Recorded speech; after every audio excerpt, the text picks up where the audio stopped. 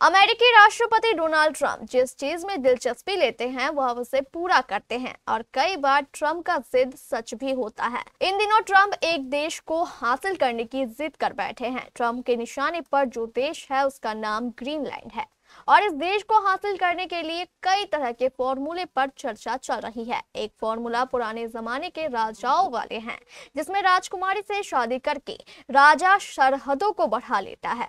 उसी रास्ते पर ट्रंप चल सकते हैं। चर्चा है कि ट्रंप अपने छोटे बेटे की शादी करके दहेज में देश हासिल कर सकते हैं। क्या है पूरा मामला? इस खबर से जुड़ी पूरी जानकारी देखिए इस खास रिपोर्ट में।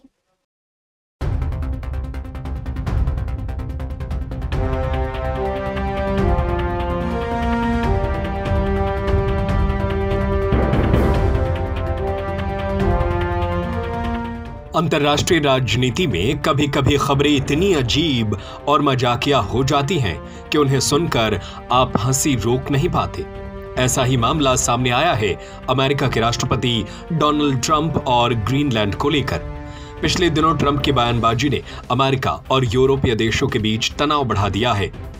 आर्कटिक में स्थित डेनमार्क के इस विशाल द्वीप को लेकर नाटो समेत कई देश सतर्क हो गए हैं। लेकिन इसी बीच ट्रंप समर्थक मागा खेमे में एक बेहद अजीब और मजाकिया थ्योरी फैल रही है और वो है डोनाल्ड ट्रंप के छोटे बेटे बैरन ट्रंप की शादी डेनमार्क की राजकुमारी इसाबेला से कराई जाए, जिससे ग्रीनलैंड दहेज में अमेरिका को मिल जाए।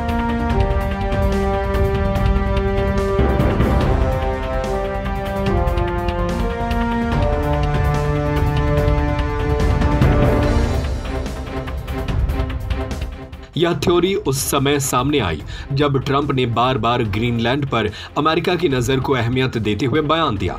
उन्होंने इसे राष्ट्रीय सुरक्षा के लिहाज से बेहद जरूरी बताया। वहीं डेनमार्क के प्रधानमंत्री मेटे फ्रेडरिक्सन ने साफ कर दिया है कि ग्रीनलैंड पर किसी भी प्रकार का कब्जा अस्वीकार्य है। उन्होंने चेतावनी दी कि अगर अमेरिका ग्रीनलैंड पर कोई कार्रवाई करता है तो नाटो भी प्रभावित होगा और अंतर्राष्ट्रीय स्तर पर गंभीर विवाद खड़ा हो जाएगा।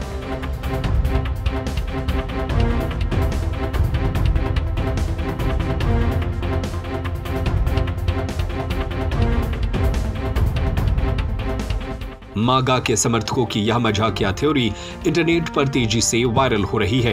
एक यूजर ने लिखा कि बैरन ट्रंप और प्रिंसेस इसाबेला की शादी से यह अंतर्राष्ट्रीय मसला हल हो सकता है।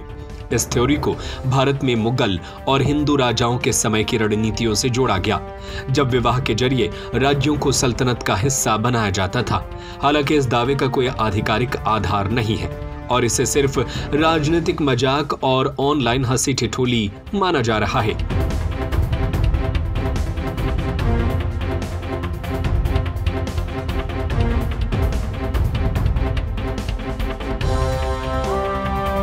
सच्चाई ये है कि व्हाइट हाउस ने कहा है कि ग्रीनलैंड को खरीदने पर विचार किया जा रहा है, लेकिन सैन्य विकल्प भी हमेशा मौजूद है।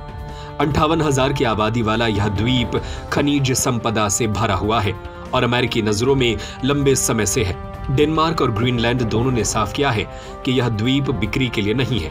प्रधानमंत्री मेटे फ्रेडरिक्सन ने कहा कि ग्रीनलैंड कभी अमेरिका का हिस्सा नहीं बनेगा और डेनमार्क उसकी सुरक्षा के लिए पूरी तरह जिम्मेदार है।